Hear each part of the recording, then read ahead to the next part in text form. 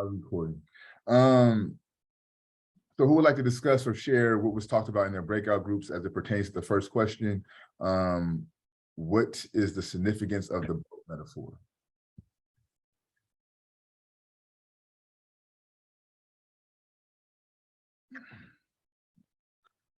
So room one, excuse me, was Shabette, Stacy, and iPhone. I'm not sure who iPhone is. From group one, what did you guys discuss as it pertains to the symbolism of the boat metaphor? We got ops. You got ops? Yeah, iPhone. Right. That's statement. I got you. Yeah, okay. I'm like, wait, what the fuck? No, it makes sense for sure. So Shabette, Stacy, or ops, one of you, would you like to share me who I'm sharing what you guys discussed in the your breakout room?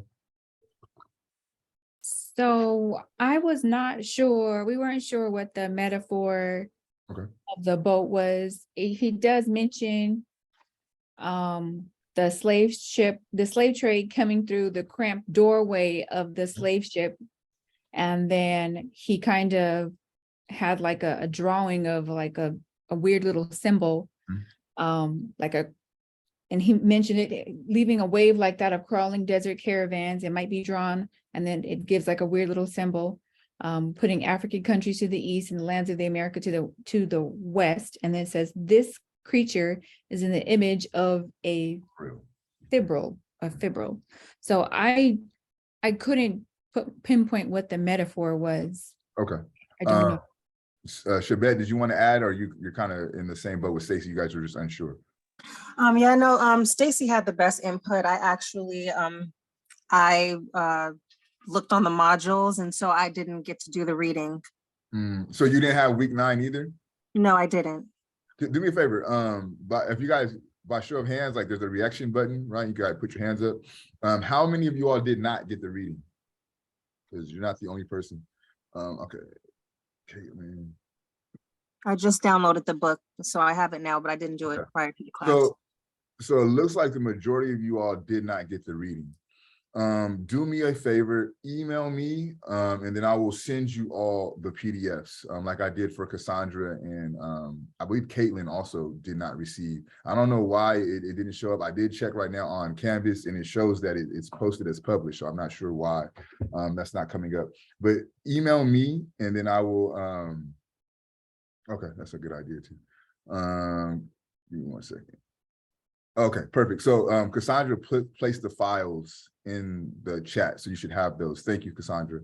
So what we'll do is we'll hold off on our conversation about this chapter today, and we'll save that for Wednesday. We'll do both readings as one. The first reading is very short. I want to say about 8 pages. So actually, let me just let Fred know. He just came in. Bear with me. I just let Fred in. I just want to not have to repeat myself. Fred, can you hear me? Okay, so real quick, Fred, just because you just logged in, let me know if you were able to view the PDFs for the readings for this week, for week 9. No, I didn't see them on Canvas. Okay. No. Yeah, so I think everyone is kind of having that issue. Let me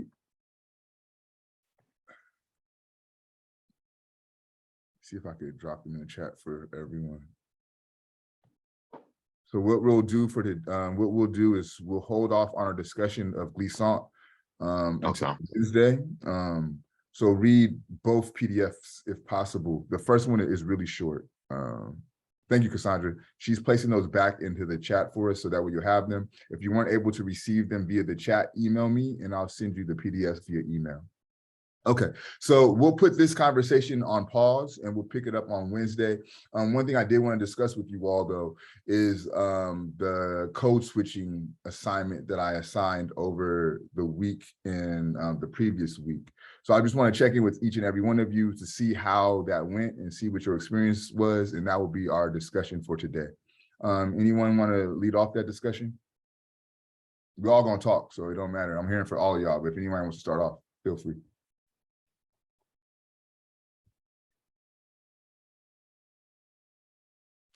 Hi. Hi everyone. Okay, so I'm trying to get to my charger, but hopefully I don't cut out. So I don't know if you all recall me talking about the issue that I had at my job with my supervisor being weird, Mhm. trying to write me up. So when I talked to his supervisor, which is like our district, like he's over a, what is it called? I guess he's over one district, but she's over like all of them. She's like what, the director of the program. Okay, so she actually, I would just kept it 100 with her. I was like, I don't appreciate being harassed, and I was like, I don't even get down like that, like kind of how I was talking in class, which is 100% how I talk regularly, letting her know, that it just was uncalled for, and really talking like, of course, keeping it professional and respectful, but just like being me.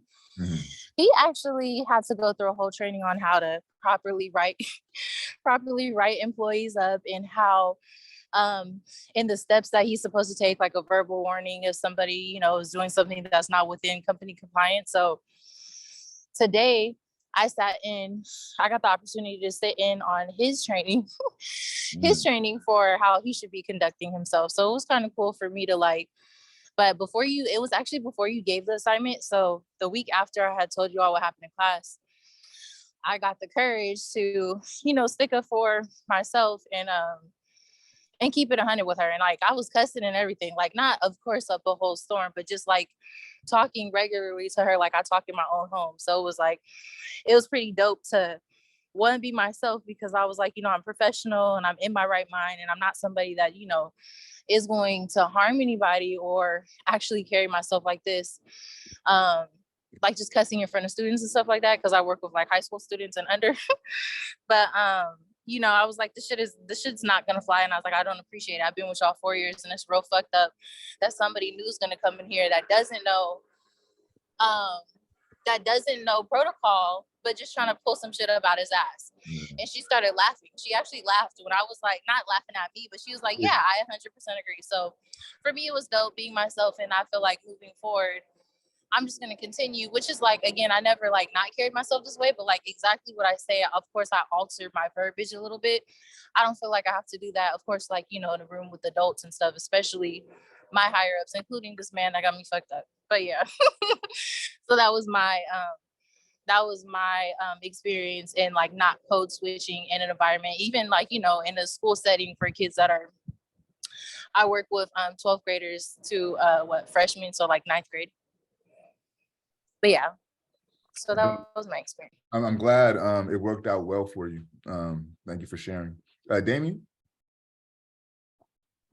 Yeah, I was just gonna I don't know if someone else wants to go first or next, but I was just gonna share a little bit about the assignment, the code switching assignment, because I wanted to say, but I think we were running out of time. I don't think it was last week's discussion, maybe when you assigned it. Someone had mentioned like you have to, oh gosh, like I think someone said like it's never a good thing to code switch, like it's not like you just have to do it. I'm kind of like someone who I'm like, I think it's important for me. I'm gonna be honest, like I go clubbing a lot and I go out a lot.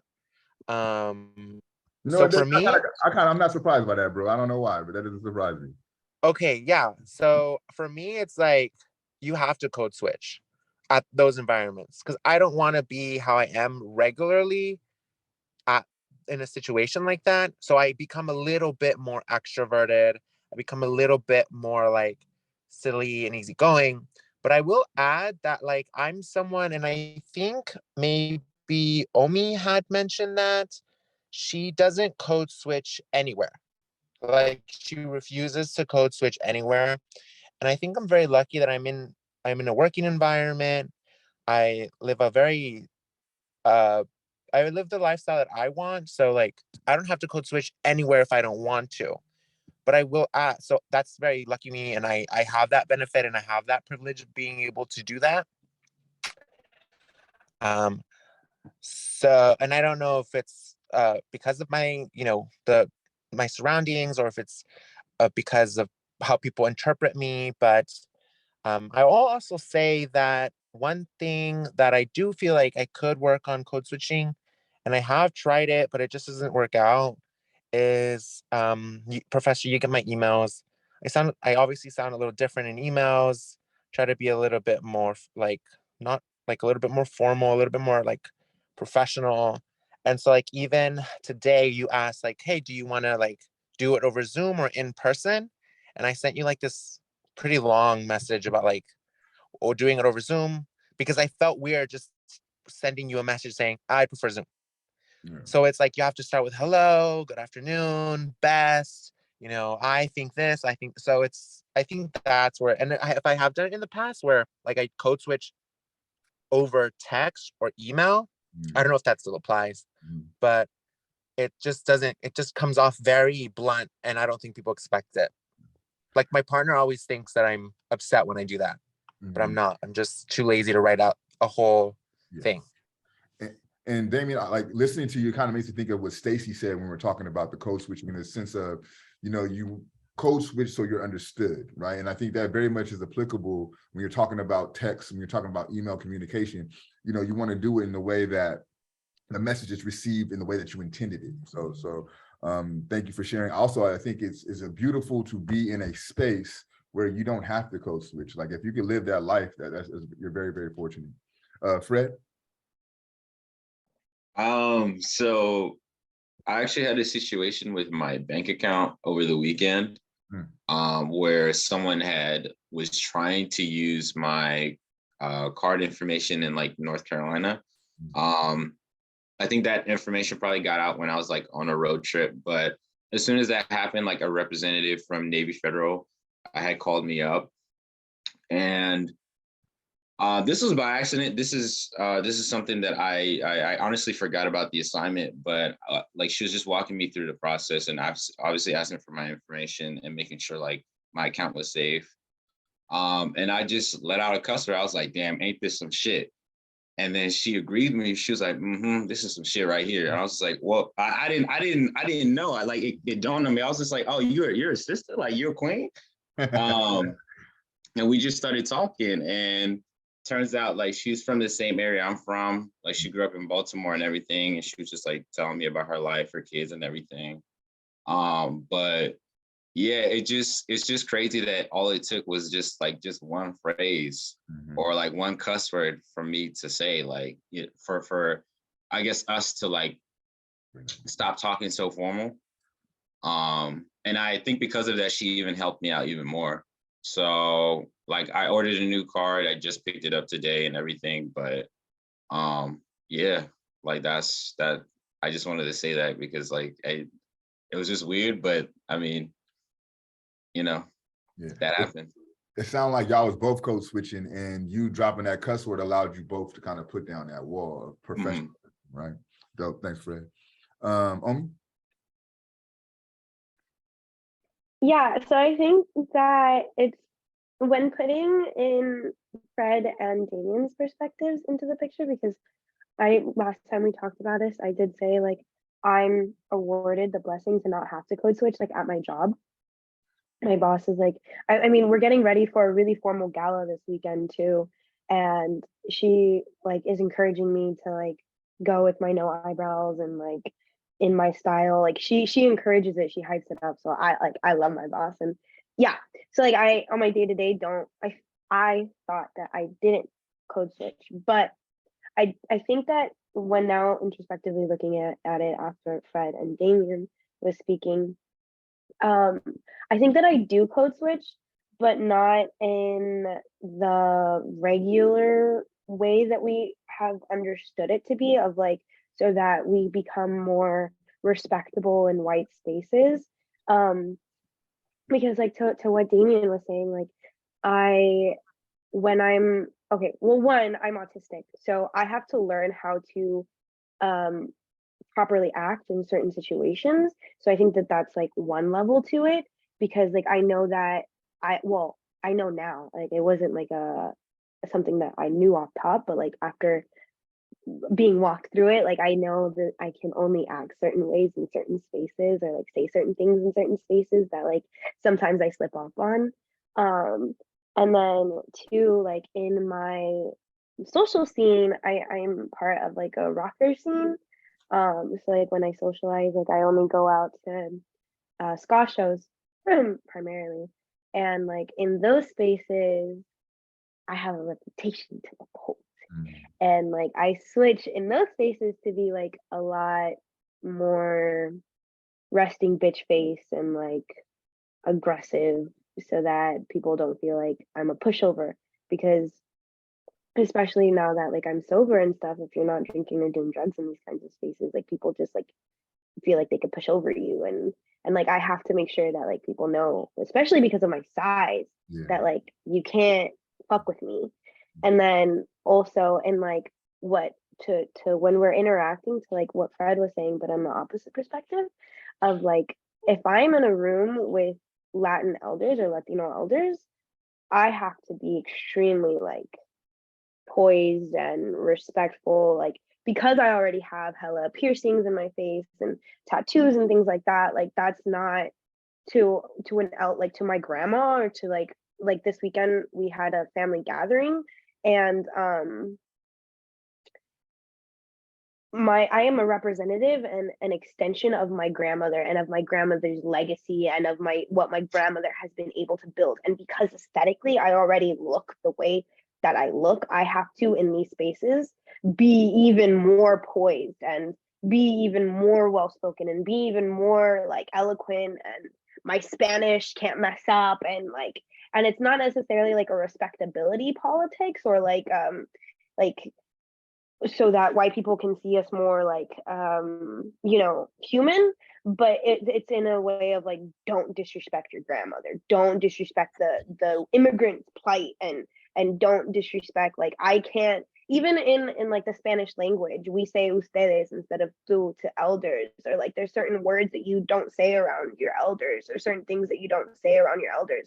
And like when I'm in my grandmother's spaces, it's a lot more like rigid versus when I'm with my grandpa, where he doesn't give a fuck.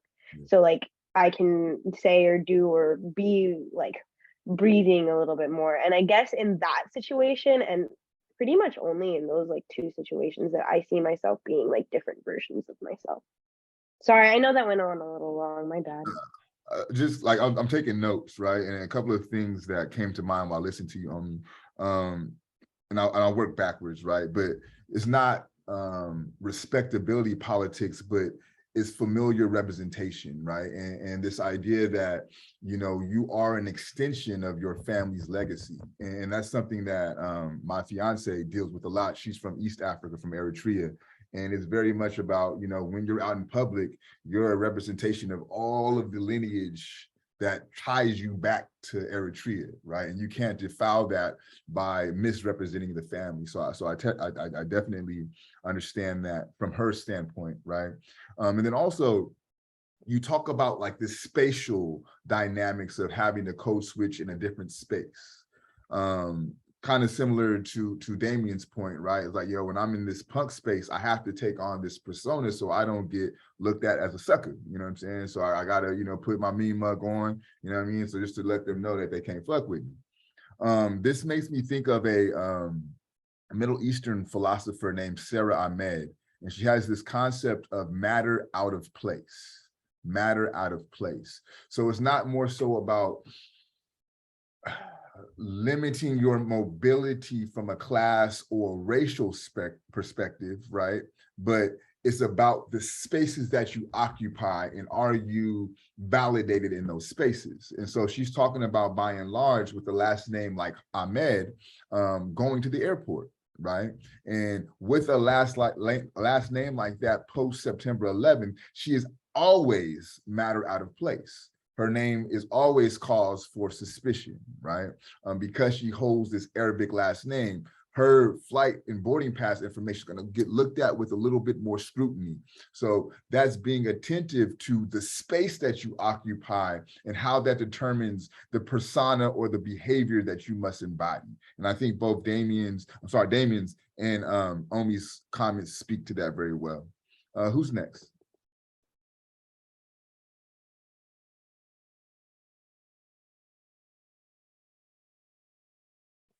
Kennedy, did you get a chance to do the code switching assignment over the break?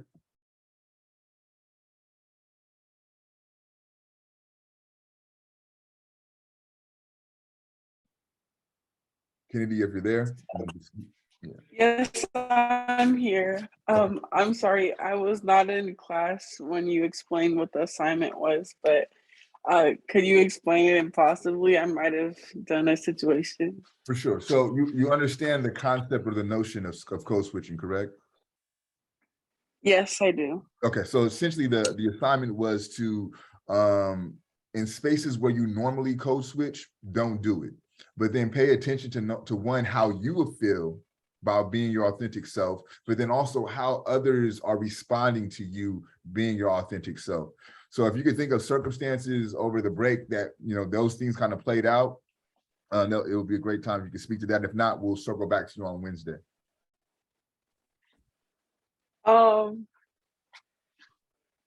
Yeah, yeah, can you just circle back to me? Because I was with my family for this whole weekend, so I didn't really, So yeah, I didn't really code switch. It depends on your family dynamics, right? Like I just got to the point at 39 to where I no longer have to code switch around my parents, right? So you may have been doing some code switching and not even know that you were doing it, just because that's your normal way of behaving around your parents. So just want to put that out there, not only for you but for everyone. Like, this idea of code switching is very robust, and we, you know, put on these different personas for various different reasons. Anna? So over the break we had, I went back home. I was with my family. And I think something a lot of first generation kids who grow up in immigrant households know and understand is that you can't be yourself in front of your family. You have to make sure that you act a certain way. A lot of what Omi was saying, like, you have to respect your elders. You have to put up an image of respect towards people, or else you're getting your ass whipped. Yeah. Like, seriously. And so when I was with my mom, I was telling her, like, Mom, I want to get another piercing. I want to dye my hair. And she started crying. I'm 21 years old, and my mom started crying because I told her I wanted to get another piercing. And I was like, listen, Mom, like, I'm trying to build this level of respect and boundary with my mom where I have to make my own decisions, but I feel guilty doing it because I love my mom. I respect her. I don't want to cause her any pain. So I think a lot of the code switching that I've done throughout my entire life has been balancing who I am and what I want to do with myself and what I want to do in general with life, and my parents' wishes and my parents' opinions and my parents' old school Mexican Catholic way of thinking. Yeah. That's it's a heavy code switch. And I feel you with, I have no piercings, but still, like, I got a tattoo maybe last month, and my mom like almost shit herself, and I'm like, yo, it's not my first one, it's like my 15th. Like, you still tripping? Like, it's not even that big of a deal, but that's just, you're defiling this body that I gave you. I'm like, yeah, it's Like, even it's my and even the Sistine Chapel, right, had decorations and painting and stained glass windows, right? So why can't I decorate my temple? Something that, like, I feel like I have to deal with a lot is, especially because, like, my grandmother's indigenous, although she denies it till like her last breath. We literally come from like an indigenous pueblo in Guatemala, and it's like I will sit down and explain to her, like, I choose to subscribe to a different form of beauty standards than you do, and the beauty standards in which I conform to are those of our ancestors. So, like, it's, I don't care how, because my grandma basically raised me, and I kind of sometimes see my mom and my aunt as sisters, and my aunt is blasted, like, from head to toe. She has tattoos on her skull and everything, but like, she's the favorite child, so like no one ever does anything, but she hides them. Like, whenever she gets them, she hides them until my grandma will like see it. And so did my mom. And to me, it's like, I want her to have an understanding of what it is that I'm doing, because I, unlike my mom and my aunt, I'm getting my tattoos and my piercings as a form of resistance, and I don't want her to build animosity towards that. So, like, yeah, in public spaces, I'll do whatever you need me to do to be your precious little doll, right? To be the extension of your legacy. But in our home, I'm not going to hide my piercings from you. I'm not going to hide my tattoos from you because I don't want you to get mad at me over it. And I'm going to sit down with you and I'm going to talk to you and I'm going to explain everything that I'm getting so that you understand what it is that I'm doing and you can't be mad at me over it. When I shaved my eyebrow, she thought I was doing heavy drugs and she didn't even notice. Like none of my piercings, I have this big, like a pretty big tattoo. And like, I had this for like 3 months before she noticed. I changed my nose ring to a bigger one and I had like, she still hasn't noticed this.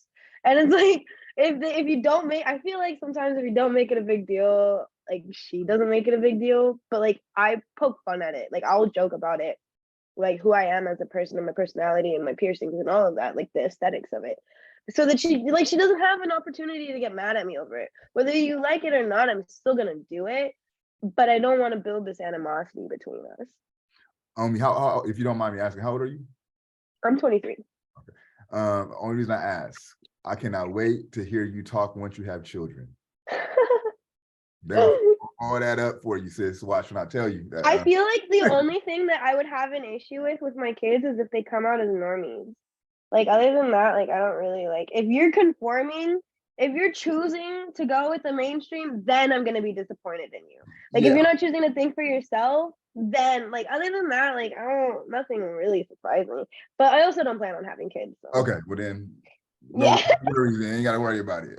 But yeah, I had something for a response, but if you ain't planning on it, then we'll let it. No, tell me anyway. I was gonna say, the universe has a very funny personality and very funny sense of humor, right? Yeah. You may say like the only thing I'm tripping off of them is them being normies, and you may get a normie. Like that last one just want to be regular smegular, you know what I'm saying? It's just how shit works, you know what I mean? But you ain't gotta worry about it. You ain't having that, so you good. Damien, I seen your hand go up for a moment. Did you want to say something or you cool?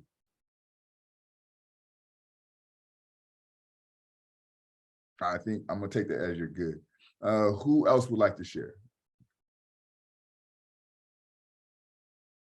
Caitlin, how was your experience not code switching?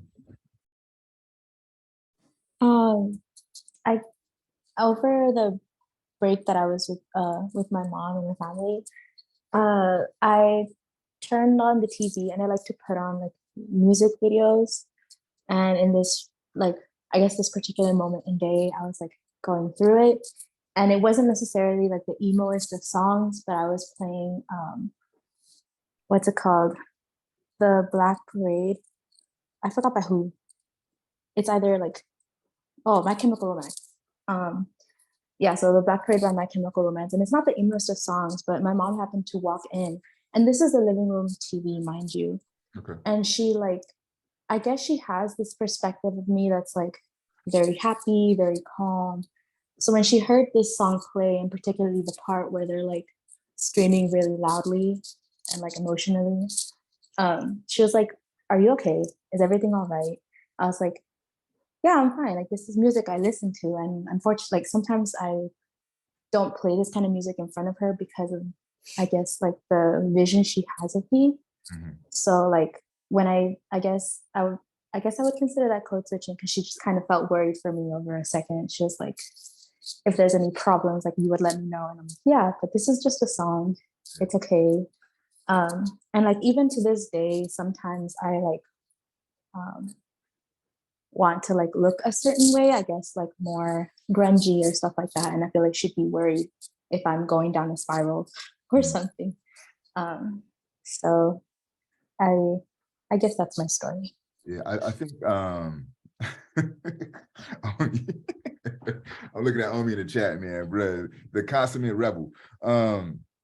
I could definitely relate to the music, man. Like, so growing up in my house, I couldn't have music with cuss words, you know what I mean? So I had to like smuggle in like my hip hop music and all this shit. And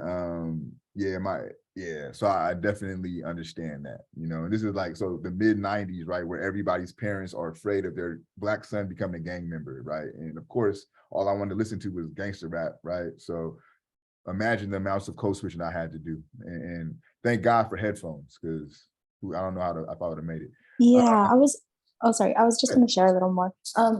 I feel like my mom is definitely worried because my cousin, she herself at some point was like a chola, so like a gangster. And like, we're not necessarily the religious type, but like, I feel like my mom would want me to still have like a path with God and stuff. And I feel like if she sees me like going down that road, she'd be like, oh my God, you strayed away, there's no hope, you know? So I can see what you're saying about like, I guess, falling into like the whole gangster and stuff. Yeah. Yep. And it's funny because like, I don't know, to me, the music is not the same tempo or message as it was in the mid-90s. It kind of softened up from that regard, but it's still this fear, you know, man. And I get it, having kids, I get it. Okay, who has not gone? I think we have Stacy and we have Chabet and Cassandra. And you would like to share? I'll go. Okay. Go ahead, Stacy. Okay. Like everybody else, I spend a lot of time with my family. I work at a school, so my job was closed for the week. So I didn't really get the opportunity to do a lot of the code switching, you know, at my place of employment. But I do stay with my granny, and it's funny, it's weird how, like, even though there's a considerable age difference between me and a lot of my peers in the class, we still experience a lot of the same kind of stuff. Like, I live with my granny, and she is 83 and I am 40 something.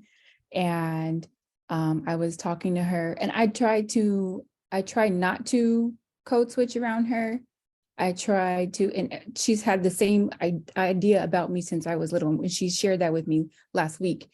So in some ways I feel like you're damned if you do, damned if you don't. So she has this idea about me, and she told me on the other day, she told me that she's felt the same way about me since I was little, and she called me stuck up because of the way that I speak and the way that I carry myself. And I said, you've always thought, yes, she said, ever since you were a little girl, you were the same way.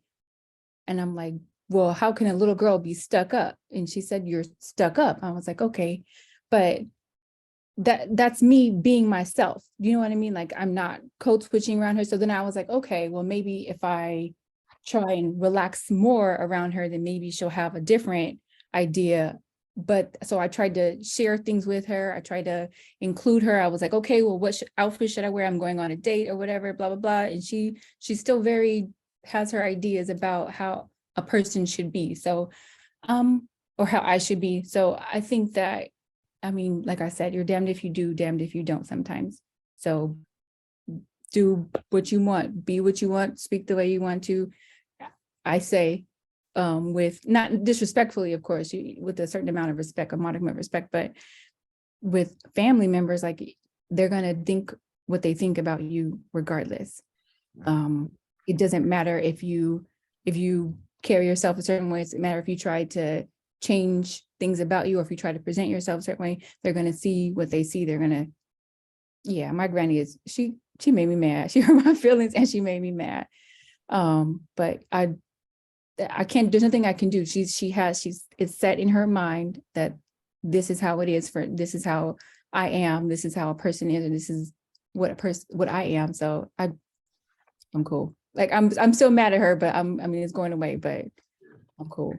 And, you know, and it may be for her own rationale. It may have nothing to do with you, right? And it may be like just her trying to keep this innocent depiction or vision of you. You know, it's this weird thing about parentals. They always want to keep the baby a baby. You know what I mean? No matter how old that they get, they always want to view you from that space of being a baby. So maybe some of that is tied up in that. But I think ultimately you're right. You have to do you, because you got to answer to yourself at the end of the day. You know what I mean? And at the end of the day, if you ain't happy with yourself, what you got? So I definitely agree with that. Shabed or Cassandra, who would like to go next? I can go. I've pretty much been afforded, more time and a little more experiences. And as time goes on, I just pretty much go through an evolution of my own self. And so how I was, years ago, maybe in my adolescence, I've learned to just be more of myself or come more into my own. And so I was, with my mother being Kenyan, and being raised in, in hood environments and such, and being raised in the jungles and so forth of LA. And, it was having to code switch between, the people of my environment and bringing what I learned from school. And, I was raised during kind of like the crack baby period, unfortunately to say. And so I was more of a latchkey kid. So I say all that to say that I work in healthcare now, and I am at my core respectful. So I don't feel like the way I communicate should be hindered or altered in any way. So as long as it's respectful, I'm going to speak how I speak. And hopefully it translates well and people understand me. But, I'll wear my Queen and Jenga shirt to work. I'll wear my, my Ankh or whatever I feel like wearing. And I feel like the patients and the families respond better to me, because I feel like people can sense authenticity and they can sense when you're just putting on a front. And it's just, it doesn't feel right to me at the end of the day, feeling like I've worn a mask all day. So to say, as far as not being my authentic self. And so when I'm speaking to them, I try to speak to them as I would speak to a loved one, how I would want to be spoken to. And I don't know, I just, I feel like, I don't know. I just feel like you just gotta be your like authentic self, and I don't know. I don't feel like you really have to alter yourself that much unless it's for the better. But who's to make that choice? I think it's whatever makes you feel good at the end of the day. Yeah. And I hopefully we all kind of have that meter within us, or some type of like calibrated compass to say like, okay, what's right and what's wrong in our own lives. But it doesn't make me feel uncomfortable for even other people to communicate how they communicate to me, because I've seen how my mother can, she moves around like different walks of life, and she lets people be themselves. So I'm very thankful to have that example. Yeah. And so that's pretty much it. Thank you, Shabay. You said a lot of wise things playing on your last name, right? And one of the things I took from you, like just being more of myself, right? And I think that's a beautiful way of articulating authenticity, right? Like, and also along with the authenticity is the self-discovery, because if you're being more of yourself, that means that you're doing the interpersonal work to find out that more and being able to do the work to present it. So I think that's really profoundly powerful. I know Cassandra has to go, but one, iPhone. Damien, is that you? No, it's not. No, I'm not sorry, not you, Damien. Damien, computer science. Oh. Is that you, iPhone? Or let me ask you this, who is iPhone?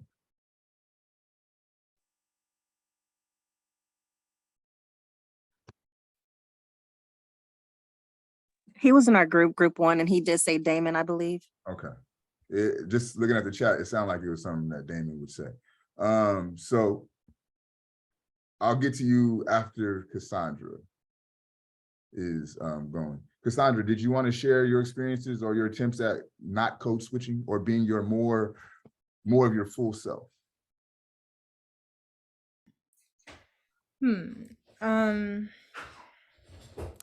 I guess like listening to everybody was really interesting because it helped me understand like myself of, do I code switch? I feel like for years I've tried to actually change the way I talk so I could talk more clear. So perhaps it's also exhausting after a while. I think after I moved to Riverside, I could say that I felt the most isolation, being around people that I don't don't come from the same background or things like that. And even though like there's diversity in SoCal than NorCal, it's like still different like cultures and different kind of backgrounds. So I've been getting to know everybody in SoCal, and I think it's nice to see a different kind of community. But when I went back home, I guess I didn't as identify if I was turning on a switch or not, but now that everybody spoke, I think it's helped me understand that when I went to my aunt's house, she's very Christian. And so, trying to make sure I'm aware of how I talk and what I talk about. And, if that's not being open about any kind of random conversations, like, and the same thing I would say for bringing my boyfriend over, like, don't talk about anything in lines she's not going to be okay with, so of course we had to watch like our drinking, and we're not going to talk about random things. Like, I'll give you like an example, maybe a conversation that we've had in the past between my cousin and my boyfriend and I was about like how psychedelics have helped people in depression, but perhaps that's not something to talk about. But actually, now I'm bringing this up, there was a topic that got brought up, was a controversial topic, and it had to do with women's right to choose for abortion. And in that moment, like, my aunt, of course, she was against it, but then her own daughter mentioned, like, was explaining to her mom, like, well, that also means that women won't, like, if they have a stillbirth, they have to carry that birth on and still be able to deliver that baby dead. And so my aunt didn't know that, and she was like, she realized, like, oh, well, that's not okay. And she's very, very Christian. So I think in the lines of sometimes education and, certain people, of what to talk about, what not to talk about. And I guess I am aware, like, in the space that I'm around, of what I could talk about and what I can't, so I don't talk about certain topics in front of, say, my boyfriend's parents who are from Santa Cruz compared to my own family, or compared to my cousins, and maybe when I'm with my friends, I'll use like more terms, like, you know what I mean, like things like that. 'Cause that's a common word in up there when they go to Yara, I mean. And so I think I am aware of that. And I guess at school, I'm so like a switch, there's not a lot of room for conversations. So this class has been a nice breather. Yeah, I think especially in the Bay Area, it has such a unique culture in the Bay, especially linguistically. Like the dialect of Northern California is so robust and creative. And like for me, I could tell off jump like somebody who's from the Bay and some juxtaposed to somebody from LA, like just for how they phrase and how they talk is such a vast difference. But there's a beauty to it that I really love. One of the things I found hilarious for a lot of y'all, as you talked about not code switching, it's articulated through cuss words, right? Like the way you talk about yourself not code switching is by using cuss words. And I think this is true for me as well, right? Like I find that whether I'm the student in the course or I'm the professor in the course, my use of those words makes everyone in the course comfortable. And I think about just times being the student in my PhD coursework where, first couple of days of class, your normal professor really buttoned up, really professional. And about 3 weeks of course with me, they cussing about as much as I'm cussing, right? So I don't know, is it some generativeness to, and I don't want to like just put like, oh, cuss words are doing all this work, but I think it's an authenticity that people get when they hear these things that, shit, you're a regular person just like me. And I think that's very productive in personal relationships. Cassandra? It's interesting because perhaps like I could throw out a cuss word, but I actually have worked on not to cuss, not because of a code switching, just because I feel like I could say my point without cussing. But perhaps there are some words I could use with just my friends. But like I said, like it would be based on like the type of conversations I could have freely. And of course, I want to make sure I'm on my best behavior with, say, my boyfriend's parents.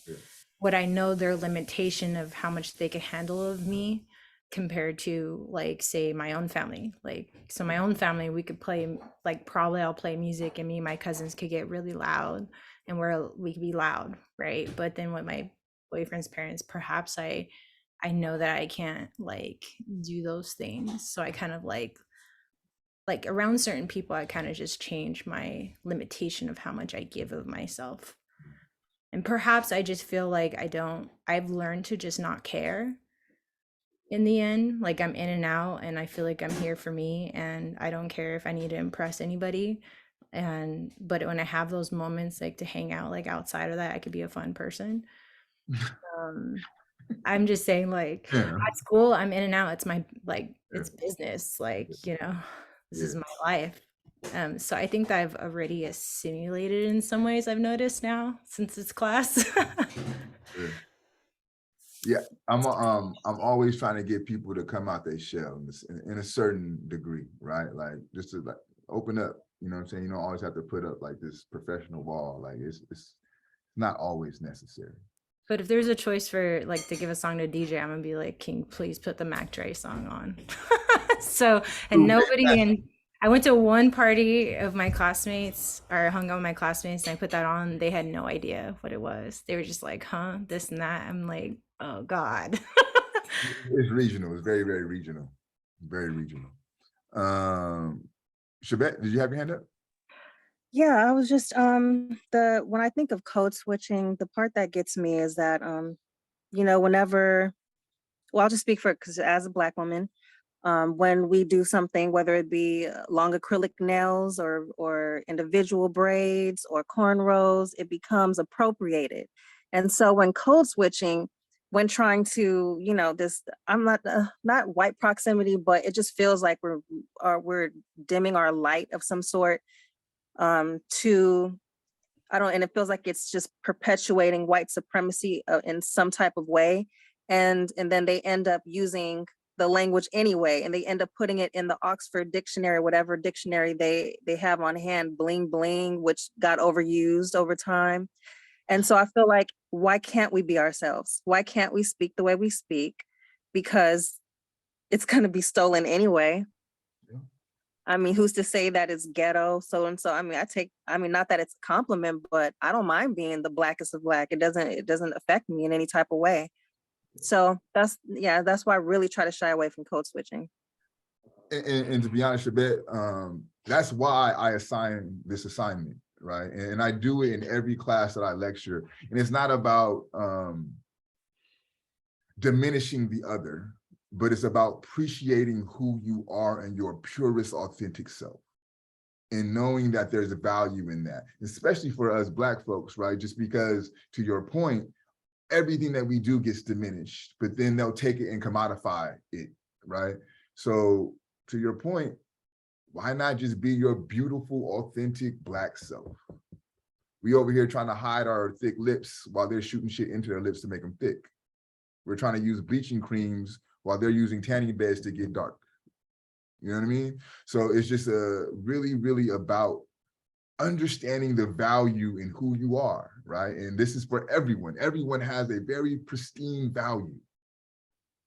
I just want you to realize that. And I want you to, settle into that, be more of what that individual is and the value within that individual. And this is why this assignment was assigned. And I'm glad that you all participated. And it sounds like, because part of the assignment was how did you feel about it, but then how were you responded to? And it sounds like by and large, most of you being yourself, people responded well to that. So I would just encourage you to continue to live in that self, to continue to live in that truth. So for Wednesday, if you have not received the PDF for the readings or you do not have access to the PDF for the readings, please shoot me an email and I'll email them to you. I don't know why. Let me see something real quick. 1 second. For me, on my end, I could see it like under week 8. I just can't click on it. It was for the, what was it called? For Jules brought from bondage one. It should be week 9, diasporic poetics. Let me see. I'm gonna go. Okay, so yeah, I don't see 9 on my end. On Canvas. Okay, let me try something else. Yeah, I don't know why. Okay, boom. My dumb ass. Okay, I didn't publish it, y'all. My fault. I loaded it and didn't push the publish button.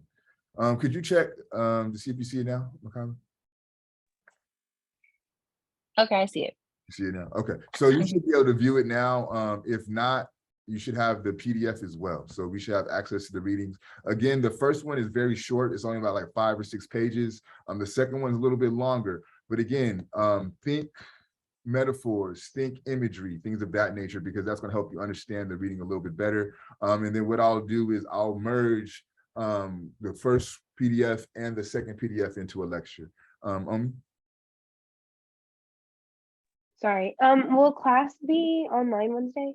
Yeah, we'll just go Zoom for Wednesday. It just Cool. seems like the strike hasn't planned on tipping out, and then we'll just continue this way. What I did want to do, I wanted to meet at least one time with you all in person, like on a final farewell tip.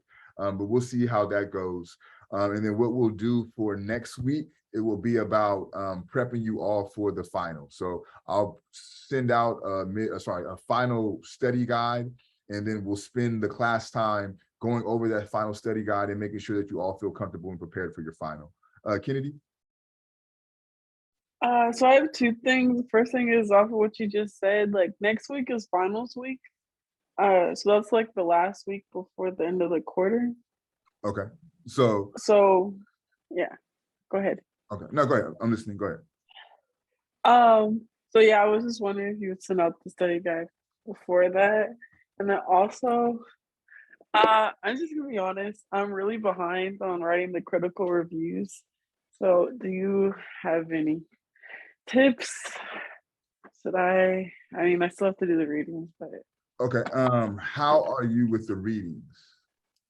I'm glad you mentioned that. Let's get to, wait, I hear someone in the background. I'm muted. I got you. So how many of the readings have you done, Kennedy? Like maybe once every other week. Okay, so what I would do, if I were you, what I would do is the ones that you read already, do those critical reviews. So that way that's just out of the way. You don't have to spend time doing reading, right? So knock those out. And then I would just suggest start chipping away at the readings that you have not done. Skim those readings just because we're low on time, right? You're not going to be able to do a really in-depth deep dive into the readings, but skim them, think about what was discussed in the class, and then produce your critical reviews off of that. And then also, utilize your peers and see if they have notes and things like that. For me, discussion always helps me digest information. So maybe there's someone in the course you could talk with and have a discussion about the material that will help you evolve into a critical review. Does that make sense?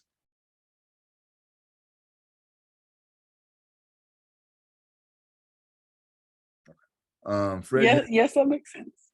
Okay. And I mean, to my understanding, like when I was doing my critical reviews, and just like how you've been very like straightforward and direct, like you're essentially trying to see whether or not we're digesting the material. And at least in my approach to the critical reviews, I've just been really open. It's almost as if I'm having a conversation with you in particular. So it's not like this grand essay scheme, but like really your thoughts on the readings, the questions that you have, and really like comments that you have after we've discussed the readings. So like, I don't know if that helps. What I've been doing is essentially like printing them out and just writing like, my comments and whatnot. And then like, I'll do it on my iPad as well. Like I'll write comments and whatnot. Oh, this, I like how this was mentioned in this, like we were talking about Kwame Nkrumah and whatnot, and so on and so forth. So Yeah, Kennedy, if you need help with that, like I'm more than willing to like, collaborate with you on that. Okay. I think, shit, Damien, did you have your hand up? And if not, I know that Omi has her hand up. Go ahead, Omi. What was I gonna say? Is there a word count expectation for the critical reviews? No, not at all. And then also, Anna and I and Cassandra were talking about earlier about the Discord. Is the Discord being used? Can I get that link again? Nah, not really. Can we utilize the Discord? Because I am also significantly behind on the critical reviews, and I'm kind of like shitting bricks about it because it's bad. Okay. So I don't want to. Sorry to interrupt. Sorry. But I'm one of the people as well who I have to do some of my critical reviews. I'm all about like doing, what are they called? Study groups. They don't have to be on campus, but if you guys want to, we can set that up. Yeah, that's why I was talking about like the Discord, if we can utilize the Discord so that we can see, like, especially with the final, because it was mentioned earlier that we can work together on the final. So we were also thinking about like maybe linking up a day next week to work on the final together as well. So yeah, I don't have the link to the Discord anymore, but that way we don't need to like make a new group chat or way to reach out to everybody, that we can use the Discord for help. Real quick, if somebody could do me a favor, I have very limited access to campus information, just because like with me being new, a lot of my logins are fucked up. I don't know exactly when the day is for our final. So what I would like to do, you know, Anna, when's the day? I searched it up on the UCR website. They have that like final time searcher. I don't know, but it said for this class, it was December 3rd. December 3rd. Shit. Yeah, that's very soon. Yeah. That's on Saturday. That's crazy. I have another final too. I have another final that day from 3 to 6. That's Friday. That's this Friday. Sorry, that's the same day as my gala. December 3rd? This is December 3rd is on the Saturday. Oh, just kidding. I'm autistic. Don't believe it. Yeah, I thought professors had like time to assign like what particular date the final was going to be on, because my final for my psychology class is on the 5th. So but also I heard that you guys have an extension to turn in the grades as well because of the strike. Okay. So I'll look into that extension. What we'll do, because remember, I'm assigning a take-home final. So even if it's set for the 3rd, we're not going to meet for that. So don't worry about that time slot. But what I'll do then,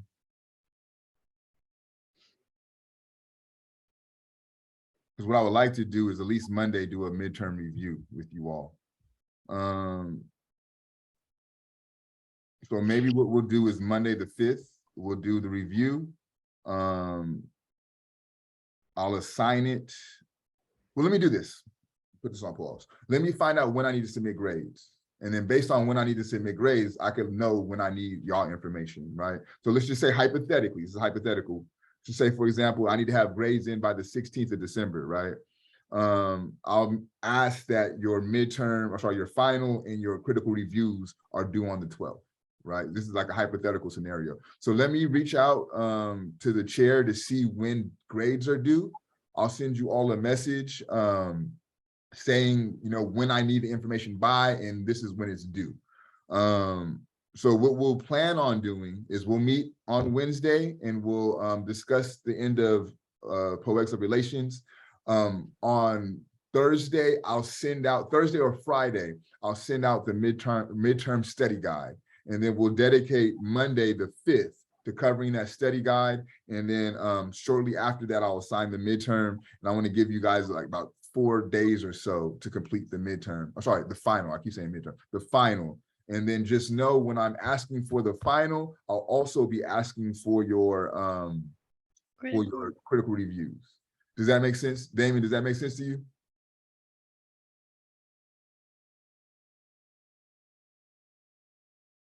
Damien don't know how to use Zoom on the iPhone. Put in the chat, bro, if that makes sense or not. Give me a thumbs up, just so I want to understand that. I want to make sure that you understand. So we'll have the dates like for the rest of the quarter by Wednesday. Yeah, I'm gonna reach out tomorrow, and then based off of what I hear tomorrow, I'll plan the rest of our quarter going forward. Okay. Damon, make sure that you let me know. You could just do like this, that you understand what was being discussed as far as your final.